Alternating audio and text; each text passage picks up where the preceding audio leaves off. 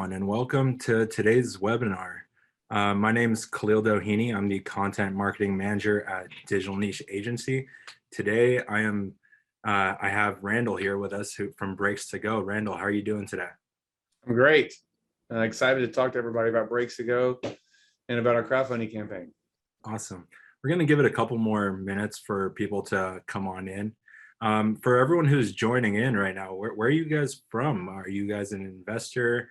Are you thinking about investing, and how did you hear about Breaks to Go? Let us know in this chat box here, and we'll give you a quick shout out. We got Lynn, an investor from Kentucky. Glad to have you with us, Lynn. A couple more people are joining in. How's the weather right now in Austin, Randall? It's actually pretty perfect. I don't want to make people jealous. It's sunny. You can see behind me, that's really the window out the back of my office. Yeah. It's great today. We had some cold weather last week, but it's awesome right now. I mean, it's still cold at night, but when you're high around 70 degrees, there's nothing to complain about. We got Peter from Midland, Texas. Hey, Peter, how you doing today? And then we got an investor from London. Wow. That's awesome. Yeah. It's Lynn saying it's 60 in Kentucky right now. That sounds pretty good too. Cool. Well, thank you everyone again for hopping on. We're really excited for today's webinar. Randall, did you want to go ahead and probably show the campaign video for anyone who is not too familiar with Breaks to Go to kind of give them a better idea? Yeah, I can do that. It's a good brand piece and give you an idea about what we look like and exactly what we do. Awesome. I'll go ahead and start right now. I'll go ahead and share your screen. Perfect. We believe car repair is rarely convenient, often expensive, and many times you leave the shop feeling ripped off. In a marketplace frequently filled with dissatisfied customers, we saw an opportunity. We're Breaks to Go, a mobile brake repair company that comes to you wherever your car is located. We can fix them here, we can fix them here, and of course, we can fix them here too. Because we go anywhere, Breaks to Go works around your schedule. Gone are the days of coordinating a ride to a dirty mechanic shop or waiting all afternoon for a repair. So maybe you're thinking, sure, it's more convenient, but that means it's going to cost more, right? Tell him, Ryan. We're almost always less expensive than our brick and mortar competitors because we don't have their overhead. Instead of paying for an expensive service center, you get the highest grade parts at the lowest price that are installed by a qualified ASC certified technician with nothing to upsell because all we do is brakes. Since 2015, we've been saving Texans time and money on brake repair. And now we need your help to take Breaks to Go nationwide. So let's dig into the numbers a little bit. Between May 1st of 2015 and January 31st of 2021, we've grossed over $9 million in revenue. Pre-COVID, our average year-over-year quarterly growth rate for Austin operations was 46%. And for fiscal year 2020, our average customer ticket was $492 on 4,188 transactions. We aren't asking you to fund an idea. We're already a business. And now we're seeking partners like you to help us rapidly gain nationwide market share while disrupting an industry that hasn't changed in decades. But at the end of the day, sales numbers don't explain our success, customers do. So far, we have over 900 five-star reviews on Yelp and 700 on Google. Think about that. How could 1,600 people be so motivated by their car repair experience that they go online to brag about it? This is how a service company succeeds. When people see what Breaks to Go offers, they get it. There's no going back to the shop. We're proud that we've been able to turn over 15,000 customers into Breaks to Go believers, but there's a long way to go, and that's a good thing. Every car has brakes, and there are a lot of cars in the United States. In the major metro cities in Texas alone, on average, there are 2.8 million vehicles annually need a brake repair. That's a lot of bad. At last year's average transaction rate, that's nearly $1.5 billion of potential revenue. just in the Lone Star State. And while it would be nice to capture all of that market, we only need a tiny fraction to scale this business where we want it to go. And where we want it to go, with your help, is nationwide. Depending upon the amount of funding raised, we hope to expand to every major metro market in Texas, as well as 3 out-of-state locations within the first year.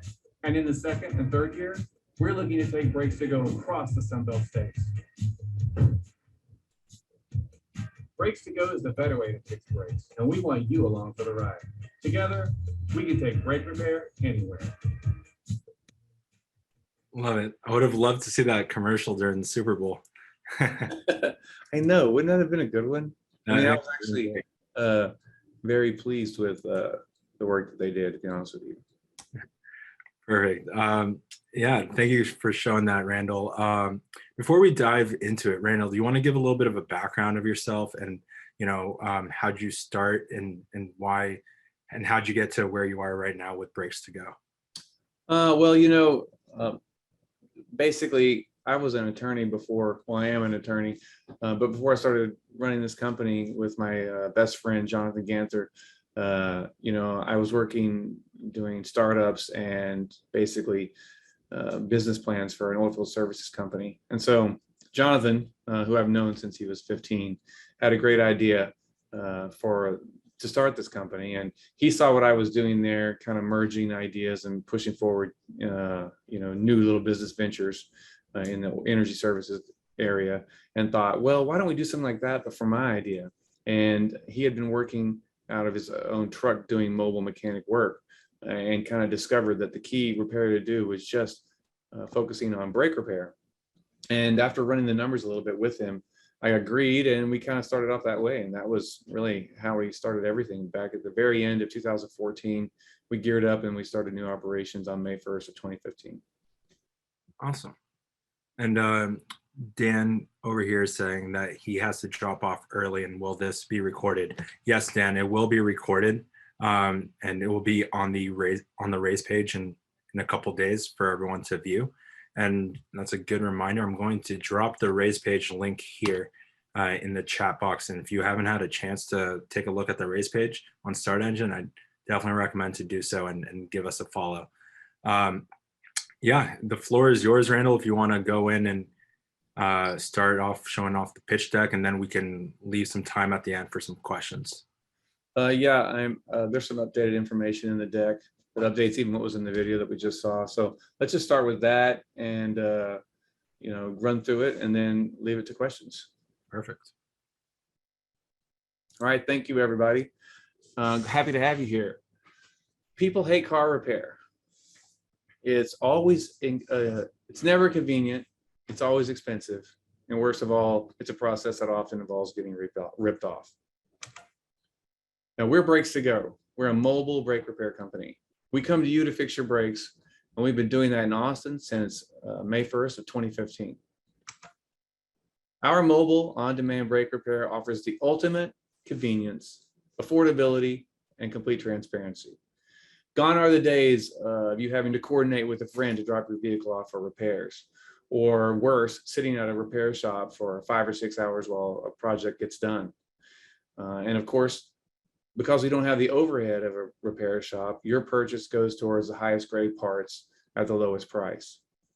And because we do the work right in front of you, unlike at a shop, we have complete transparency. I mean, you can watch every step of this transaction and be assured of the repair that's being completed and why we're recommending that we do the repair that we do. Now, our business model is simple. We charge $139 per axle for a brake pad replacement. For any other brake service, we have a variable labor fee that's based on the service provided. Plus, we have a markup on wholesale price of parts of between 70 to 120%. We don't charge for any inspections. There are no convenience fees. We don't want to have any kind of penalty whatsoever to discourage a potential customer from giving us a try. And customers have really loved that. For fiscal year ending 2021, coming out of the pandemic, we're averaging about $445 a customer ticket right now. Let's talk a little bit about the market. You heard some of that in the video, but I want to update some of those numbers to include our first venture out of state. Basically across Austin, the DFW Metroplex, Houston, Harris County, and San Antonio, plus an undisclosed Tri-City area that we have decided will be probably our first out-of-state venture. There are some transportation department data reveals that there are some 12 million vehicles that are registered in the passenger and light truck category in these regions. Now, our serviceable market is about a third of that, and that's because a vehicle needs brake repair about once every 3 to 4 years. That leaves us with a target market across these regions of some 4 million vehicles, which are annually in need of brake repair. And using our average, current average ticket per customer, you're talking about $2 billion of potential gross revenue across these regions. So how are we going to reach these folks? Well, it's a combination of digital marketing, our use of a centralized booking team here in Austin, and our high visibility branded service vehicles. We have found that the majority of our customers come to us after going online and searching brake repair, their hometown. As a result, we hired one of the nation's very best digital marketing firms to really speak to those folks who are online and let them hear our message about the service that they're already online looking for. Now, once they make the decision to contact us, that call goes through, or that email comes into our Austin-based headquarters, regardless of where the service region is that they're having repairs done. This is because we found that these guys here that we have working up front, having worked for us for 5 years, are experts at closing transactions and getting people on the schedule, which is key to actually having successful sales. Once they are booked onto the schedule, of course, we send them a technician in a truck that's set up expertly to perform mobile brake repair. But in this context, what's important about that is that our trucks have great branding. I mean, really probably one of the best branded service vehicles you've seen. And at any given time, we have our vans driving across our service region, advertising as mobile billboards almost, what we're doing. But more importantly, when we arrive at a place, at a home, or at a business, more often is the case, people are curious about what we're doing, and they see the van, they see the work performing. It kind of all explains itself. Consider Austin, for instance. We have 6 vans, and each one of those vans, when fully booked, can do 5 jobs a day. So that's 30 instances for this high visibility traffic to occur. And our guys are constantly being approached by folks while they're working in the field. We have handouts for those people so they can learn about us and how to reach out and have brake repair serviced at their company too. And now a word about our competition. This is a highly competitive marketplace, but that's great because it validates what we're doing here and the nature of the need for the service. Now, the majority of our competitors are brick and mortar auto repair shops and dealerships. They make up the majority of service centers in the United States, obviously. Distrust is the norm there. I mean, we've all had a bad car repair experience, I'm sure. And that's really because, sure, if you go in there for brake repair, they're going to be able to fix your brakes, but they're also going to come back with a list of 7 or 8 other things that may or may not be wrong with your vehicle. And customers just really hate that. I mean, upselling is one of the main things that people complain about. As far as other people who are working in the mobile platform, it really breaks down to 2 types of companies. There are referral platform companies. Typically, that's what you're seeing with Your Mechanic and Wrench. I think the best way to think about these platforms is they're sort of like an Airbnb to connect someone with a local unemployed mobile mechanic. So those sites, they charge a percentage typically of the repair and connect someone with a local mobile mechanic who can come do repairs at your house or wherever. Now, the problem with these platforms is that these folks are not employees, so they have little quality control over them and less accountability. And that generally results in a customer review of 3 stars as opposed to the 5 that you get with Brakes to Go. Now, there are some exclusively mobile mechanic platforms that are beginning to emerge, like RepairSmith is the biggest one that you've heard of. That is actually the company that's advertising, is the company that's performing the services. But look, those guys are doing all service. And what I mean by all service is you can call them for anything. My car won't start, battery's dead. Now that sounds like a great thing to jump into, right? But the reality is, from an operational perspective, it's kind of a nightmare. And that's because for a technician to be sent to a place, to a customer's location or work to do a repair, and all they've got information on it is it's a no start or got a check engine light. There's really no way to plan anything else into that technician's day. I mean, he could be 8 hours on that repair. He could be 15 minutes. And so it's really an inefficient use of resources. We've discovered that specialization is the key. And that's why we specialize in brake repair. It is the highest margin repair that can be completed in the shortest amount of time. It allows us to be consistent with booking. We know that each one of our trucks can do 5 brake repairs a day. We generally know about what time each one of those repairs is going to be. We give our customers a specific appointment window. It's not like the cable company will be there sometime in the afternoon or sometime in the morning. We say we're going to be there at 8:30, at 10, 11:30, and we have a 30-minute window arrival there. That's mostly just based on how bad traffic is that day. But as a result, we feel that specialization is the key, and that's why a lot of these folks who are doing the all-service model also I don't really think are going to stand the test of time. It's just too difficult to operate in that fashion. Now, the purpose of this raise that we're seeking right now is to fund our expansion. As you've seen in the video, we want to flush out Texas, and then we want to move across the Sun Belt states and beyond.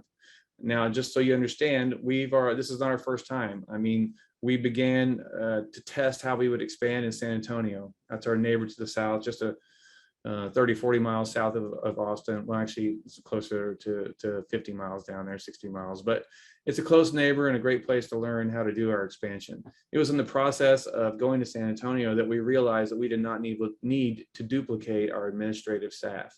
And that's key to the scalability of this business. I said earlier that we take all of our phone calls and customer emails here in Austin, regardless of service region. That's the key lesson we learned in San Antonio, is that we could do that. And that makes expansion a lot easier, because it means all we need to do is put a technician and a truck on the field in a new region. And then we continue to handle them, and the parts ordering and the reservations done exactly the same way by the experienced team we've had who've been working for us here for over 5 years up front. In June of 2020, we actually put this idea to the test, and we began servicing the DFW Metroplex. And it's been great. We've been now there, a year and a half, and it's really proven that we can service folks in this manner, that we don't have to have administrative personnel in every city. We can still book them and interact with them in a smooth and seamless transition here from our location in Austin. I'm happy to say that I can update our historical performance numbers from that video and let you know that between May 1st of 2015 and October 31st of this last year, we've now grossed right at $11 million in total revenue. And when you look at, Austin's the only place we've been at Austin is the only location we've been at a consistent basis. There's not much revenue history to report from DFW, for instance. But here you can see on a quarterly basis our revenue each quarter since we came into existence.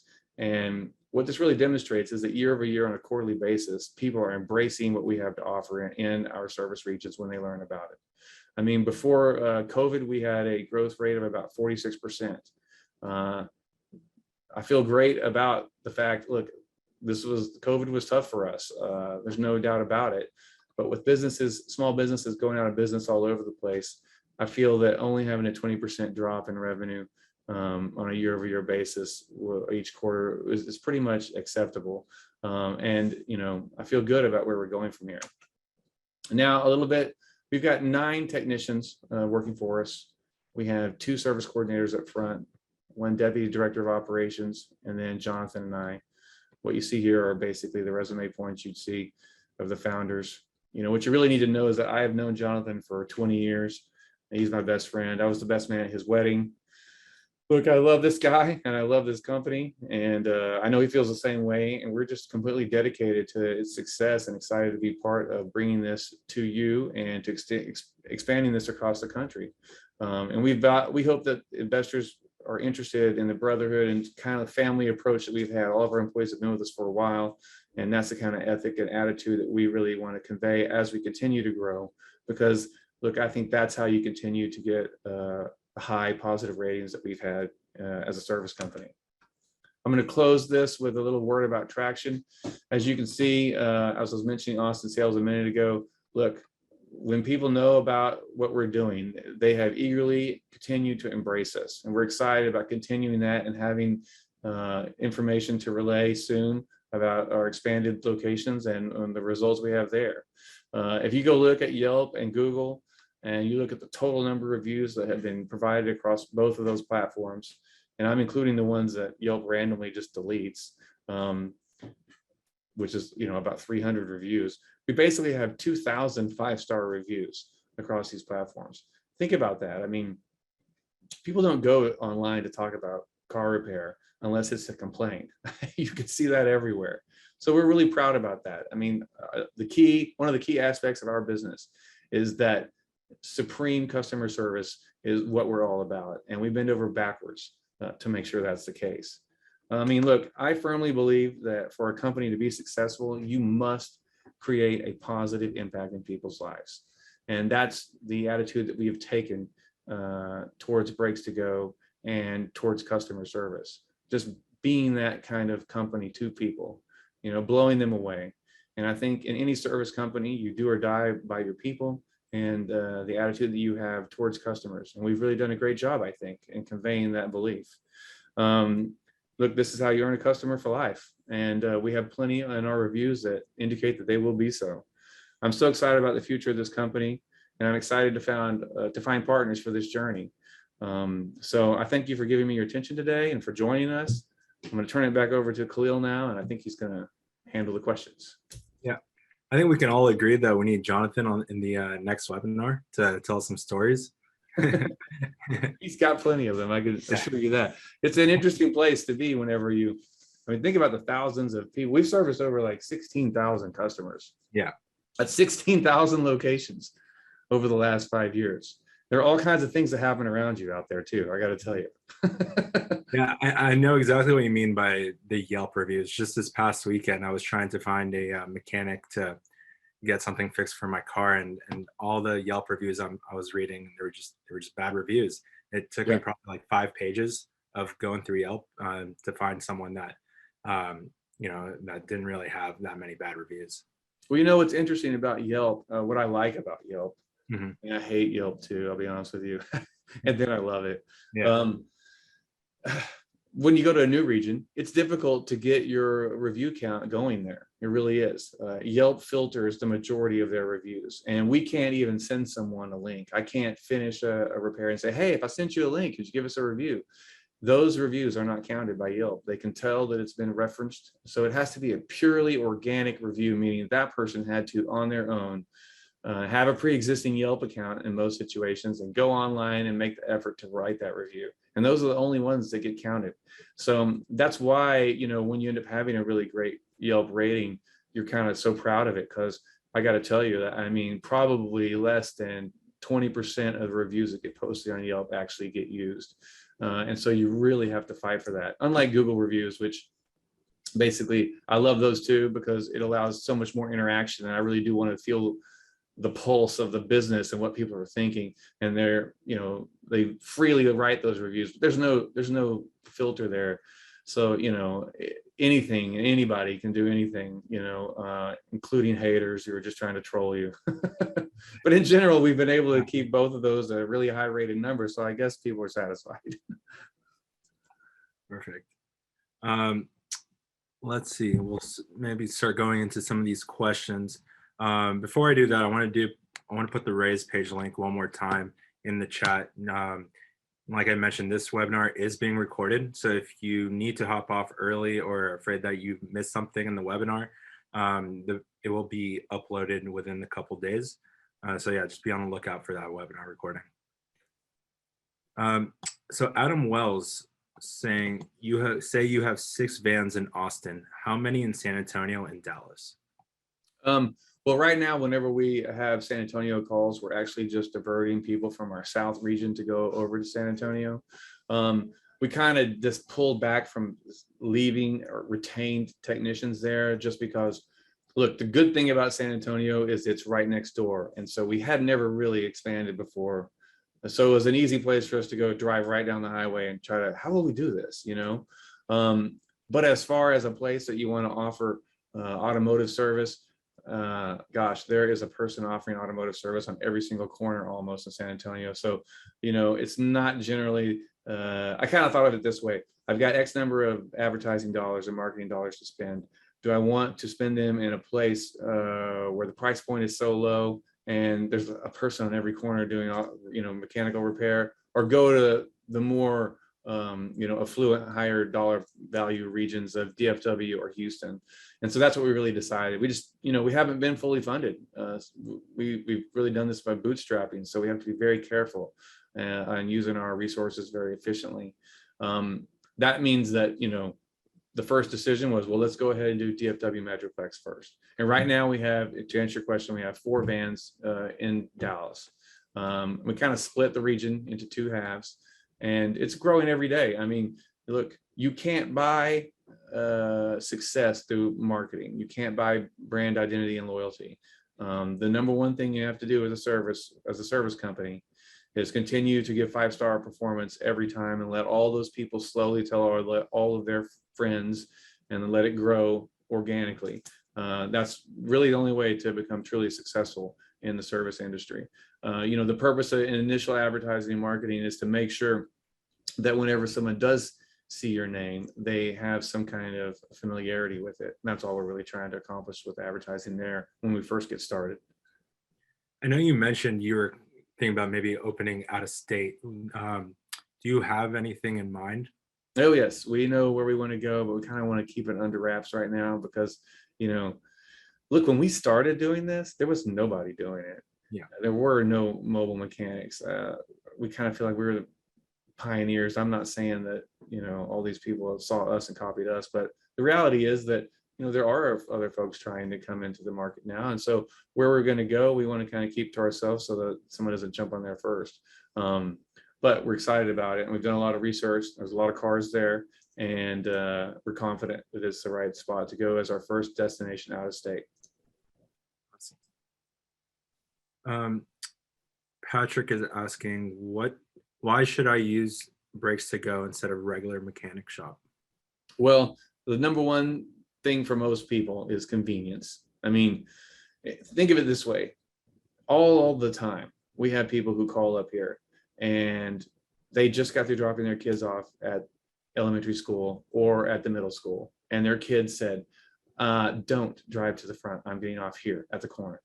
And the kid and the mom or dad is like, what are you talking about? She says, listen, I've been complaining about the noise that this car is making every day, and I'm so embarrassed. I do not want you to take me to the front where everybody can hear it. Like, that kind of thing happens. You wouldn't believe it. It happens all the time, especially when they're like junior high age.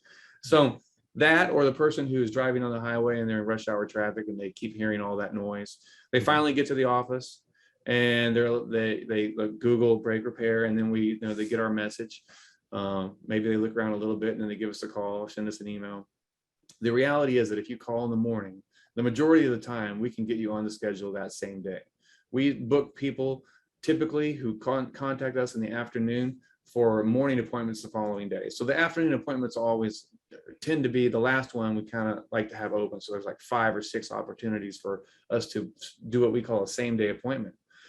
Well, in that case, we get those parts that will come to you and be there at the last appointment of the day and do the repair. And the whole time that you're sitting there at work, you're really not even thinking about this anymore. And what's great about it is then you can, just so happens that this is ideally suited for COVID situations, in that we can do the entire transaction without seeing you if you don't want to, be present. We just got to pick up the keys. That's it. And so at the end of the day, you go to get in your car and drive back home, and your brakes are great. They're like new. There's no noise, and you literally didn't have to do a single thing the whole day. Now that is what is mind-blowing to people. We've taken what is normally a dreaded transaction or a dreaded experience you don't want to do or be a part of. I mean, face it, nobody wants to have to fix their brakes. And we made it simple. And at the same time, I can tell you all about the wonderful aspects of convenience and how this is the best way to get this repair done. But the reality is that we also appreciate that a lot of times people are just calling, and if it was any more expensive to do our way of doing brake repair, they wouldn't book us. So in the end, even though really we're saving you time and effort and making your life so much simpler, folks are dollar minded. Well, fortunately for us, by eliminating the shop, we eliminate all that overhead. And so we can actually generally offer the same exact service that a shop or a dealership would offer for less. So, generally we're a little bit cheaper than all these places. So in addition to being the most convenient option for you, as a customer, you're getting your best value for your money. And you say convenience, which is a great aspect of the brand and the company. What about the inconveniences like weather? How does that play a factor?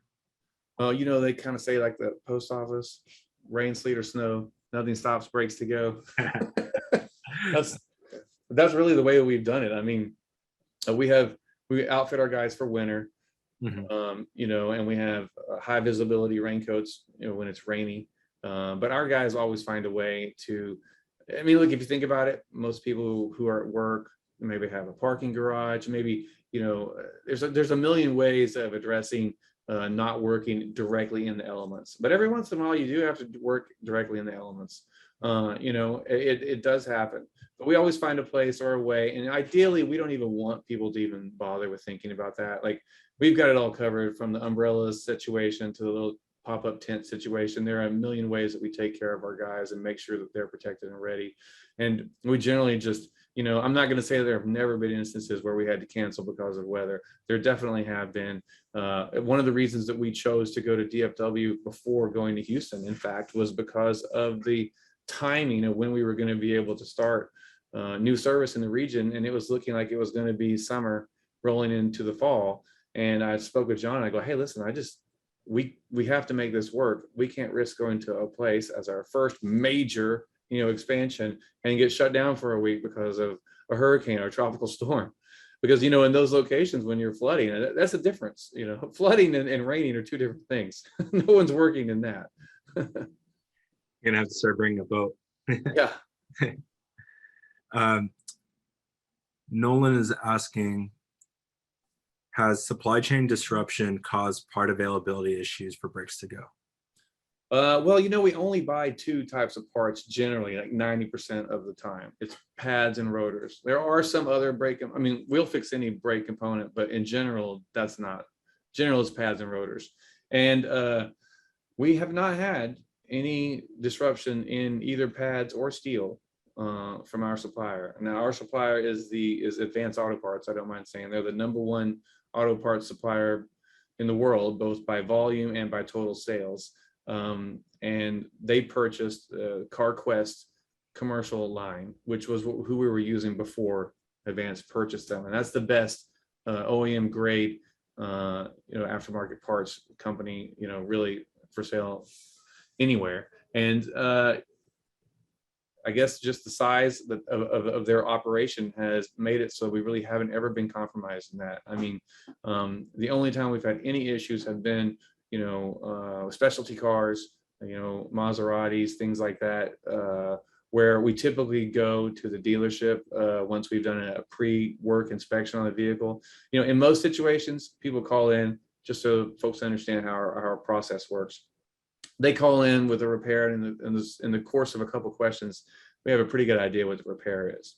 But of course, I always explain to folks, hey, listen, you don't have to worry if we got it wrong on the phone, meaning you thought the noise was in the front, but it's really in the rear. Regardless of what we say on the phone, what we do is at every appointment, we bring pads and rotors for each front and rear axle. So we have anything we might need when we're there. And that way we're going to the place and we're able to be equipped to do the repair in one, appointment. So that's generally how the vast majority, 80 to 90% of the appointments are. I bring that up only because in the specialty cars, it's a little bit more complicated. You need to figure out what's going on first. There isn't the kind of ability to buy parts and return them as easily because, those dealerships, they just don't have as many parts there. So when it comes down to specialty vehicles, there can be a little bit of a hold, but in general, I wouldn't say that that's been a problem for us. We haven't seen a lot of issue with supply side providing, honestly. And that leads to this question from Dan. How will the macro trend towards electric vehicles, vehicle brakes impact your future? And how do you plan to address this change? Did you say, let me repeat that. How about EVs? Was it about EVs? Correct. Yeah, okay. Well, I know there's a lot of talk in the world about regenerative braking in electric vehicles. And that is a thing, but I want folks to understand that even in a Tesla or any electric vehicle, whenever you apply your brakes to stop your car, you're actually using and a brake system identical to every other vehicle that you see on the road. That vehicle has a rotor at every corner, and it has a caliper at every corner, and it has brake pads at every corner. They're squeezing pads onto rotors. That is how the vehicle actually stops at lights and in a common day traffic.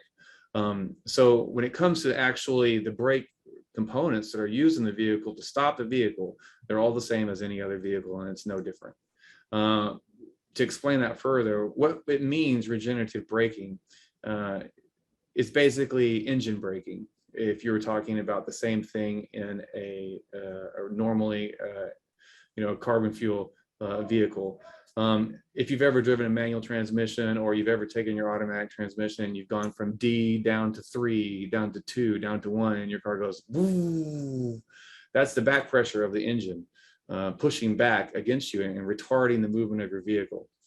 You can basically, that's basically what's happening in the EV world, where they allow the electric motor to do the same thing, but that turning that on basically in that same pull of drag that you can feel is being used to generate electricity back to the battery. So regenerative braking is, I like to say, more better. It doesn't sound as good to say regenerative retardation or whatever, but that's what you're really doing. You're just retarding the speed of the vehicle and using its momentum to produce electricity by turning the turbine into an electric generating mode as opposed to electric expenditure, if that makes sense. So the side effect of that is that yes, the regenerative braking does slow down vehicles, but no, it is not used to actually stop the vehicle. And so in general, we're still going to have the same wear times, for pads and rotors. I'll say this, Tesla's pads and rotors are supremely high grade, and I do concede that they are, wearing longer than most manufacturers.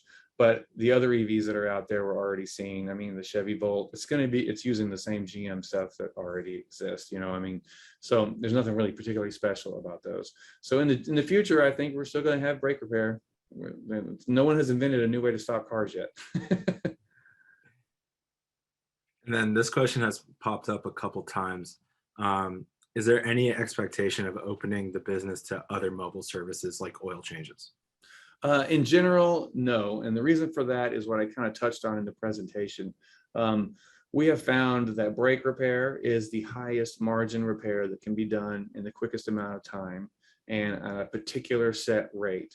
And so what ends up happening is that just to efficiently use your resources, this is the best way to do it. Oil changes would be a good second.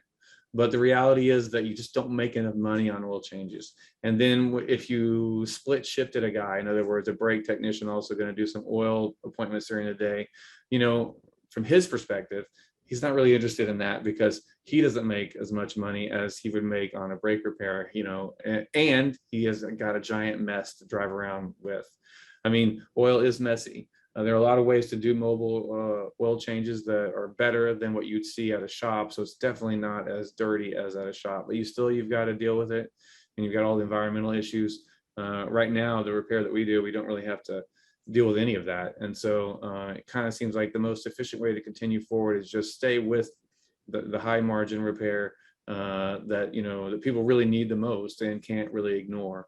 That's the other thing, folks will drive forever with that check engine light on, and sometimes to their detriment, sometimes you can't ignore it. I mean, to be honest with you.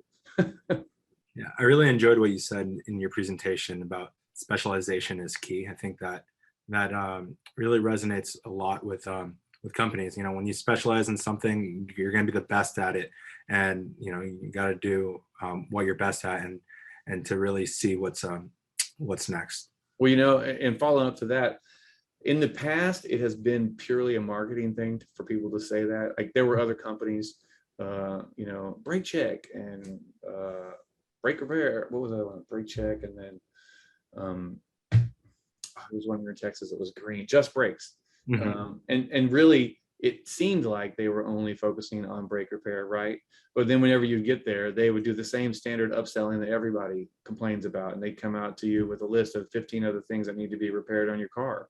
And the reality was it was just purely marketing. It was just a way to say that. But we found that no, I mean, we're actually only doing brake repair. The only thing that we have on the van is pads and rotors. It is physically impossible for us to upsell you any other repair because there's nothing else in our van, you know, I mean, that's all we've got. And so I think that that's one of the things that folks have also always really resonated with our customers, you know, they just, it's such a more trustworthy experience whenever you go and you don't have anyone trying to push anything that you're suspicious about. The only other company I can compare it to that truly is specialized and doesn't do anything else that's also like that, and they're also highly successful, is Discount Tire. I mean, Discount Tire, I believe on the West Coast they call it National Tire. Look, those folks, it doesn't matter what state your car is, your suspension could be falling to pieces, your transmission could be clunking the whole time you're pulling that vehicle into their shop. They don't even care. They will put new tires on those wheels no matter what, and they won't say a thing to you about anything else that's wrong to your vehicle. And look, regardless of you think that's safety wise or not, the reality is from the perspective of a customer, they feel relief. They feel relief that I need to go buy this thing, and that's the only thing I'm going to be sold. I mean, in every other aspect of your life, that's how it is, right? Like, you don't look for anything else. You go to lunch and you buy, you buy your burrito, and no one else is trying to sell you a pizza or anything else at the location. I mean, really, that's only in auto repair, it seems. Does this big variable get thrown in your face? And I think that that's one of the reasons that people go and write the reviews they do, is they feel so good about the fact that the only thing they were concerned about was addressed in this great manner. And they didn't have any negative things happen. Whether or not they realize or not that it wasn't because no one pitched them something else is a matter of fact. In the background, that is one of the things that went to making them have a comfortable experience. Anonymous attendee asks, do you ever see yourself becoming a service partner for a dealer or company offering warranty or included brake servicing, like contracting out black tie service? That's a good question on a couple of levels. Because we're an independent company with multiple locations, and actually we were granted access into this program because of the fact we service such a large area.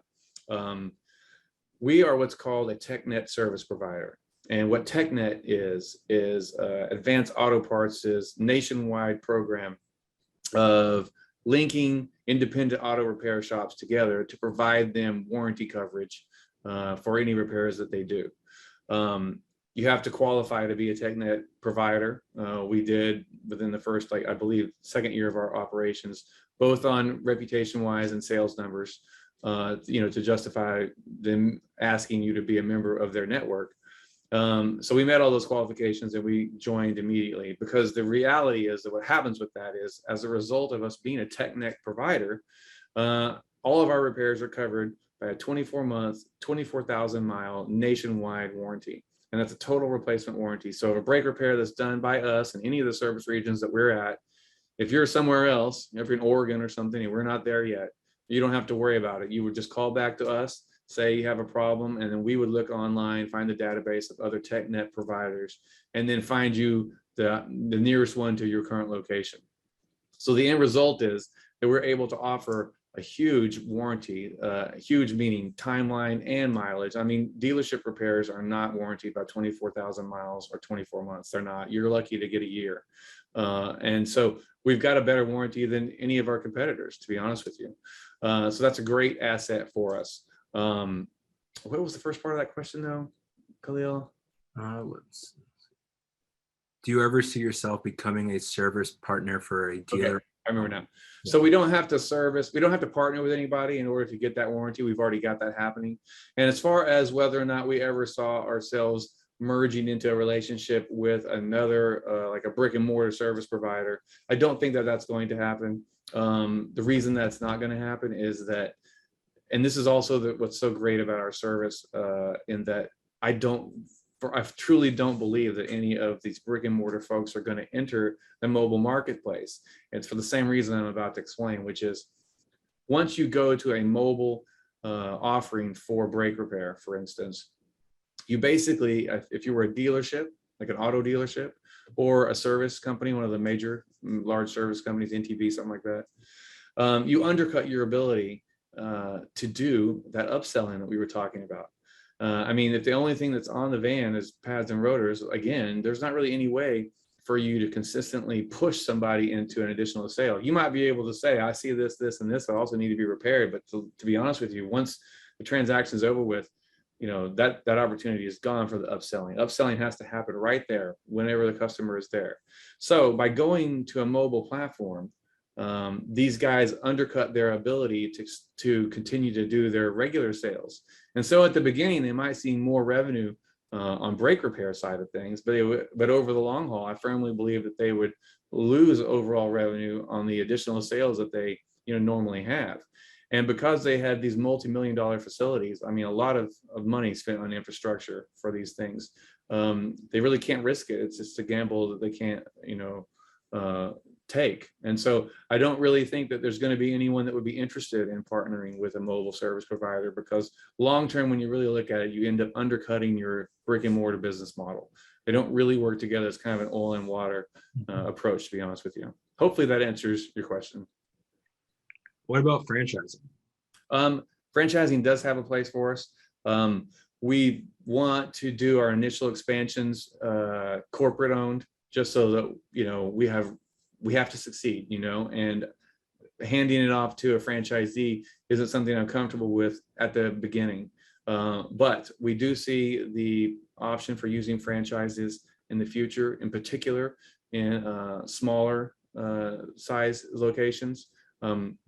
You know, look, Austin, Central Texas, there's like a couple of just over 1 million people in Austin proper now.